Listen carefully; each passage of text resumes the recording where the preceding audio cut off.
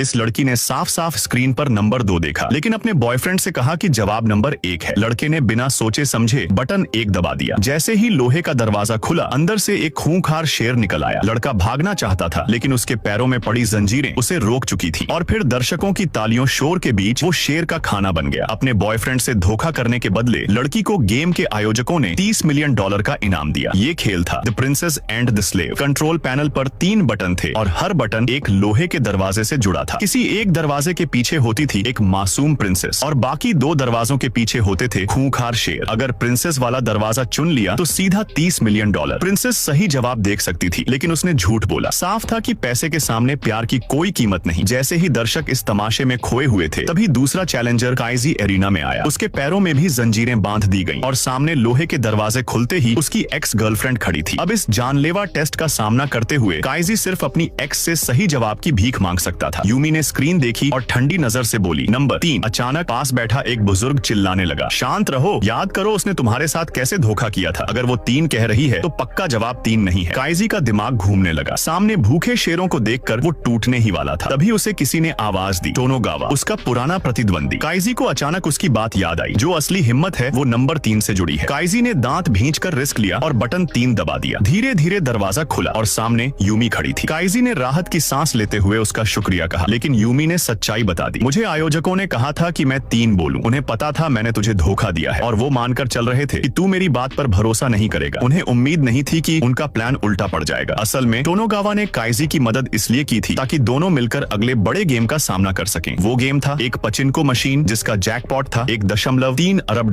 बेटा, मुझे देखकर इग्नोर मत करना।